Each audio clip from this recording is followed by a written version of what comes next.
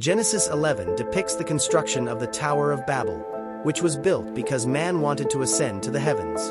Also briefly describes the patriarchs Shem until reaching the descendants of Terah. For Abraham, the father of faith, is the son of Terah. Humanity once again has a divine punishment for disobedience to the order of God.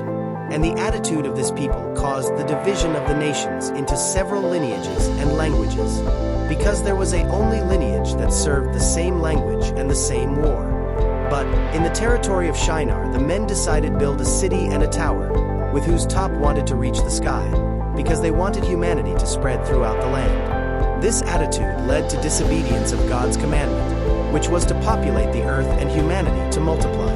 The rebellion of this people showed how proud they were in wanting to raise a moment to human arrogance, wanting to perpetuate their names to be acclaimed and glorified as God.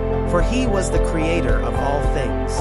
Through the Tower of Babel, men wanted to defy God. For some, the intention of ascending to the heavens was to take revenge on God, in case he wanted to destroy the earth again. But remember that God had promised he would not do this, as mentioned in chapter of Genesis 9. While the people built the tower, God came down to see what they were doing.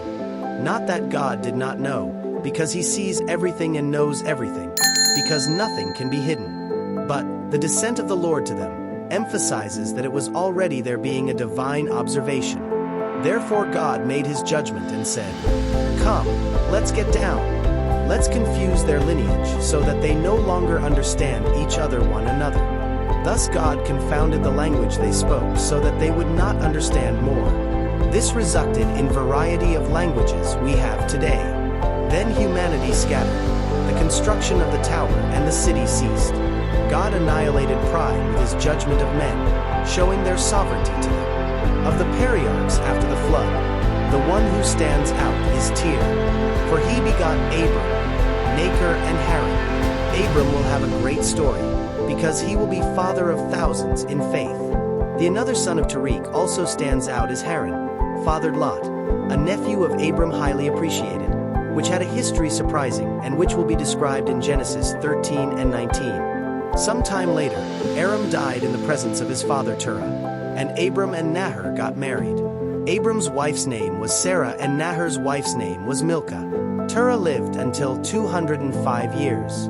The chapter demonstrates that the people wanted to seek what they thought was best for themselves and tried to reach the divine without God. A pride and arrogance human, which led God to confuse the languages, to disperse the peoples, so that show their sovereignty to the nations.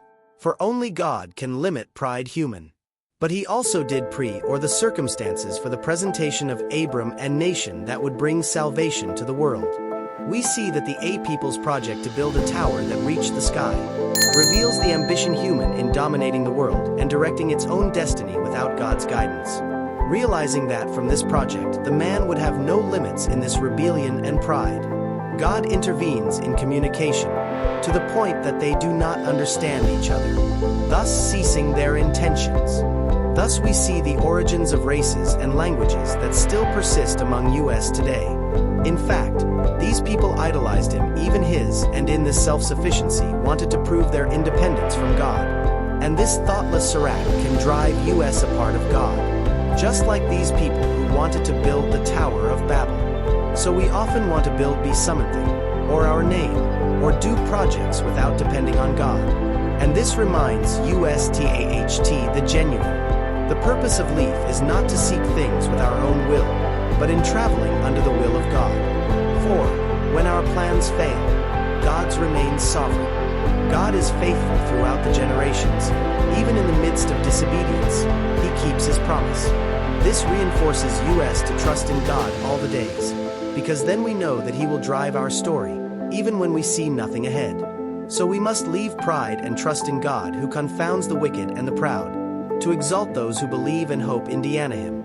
Amen. Did you like it? Content? Leave your like, share with friends, and subscribe on the channel for more inspiring messages.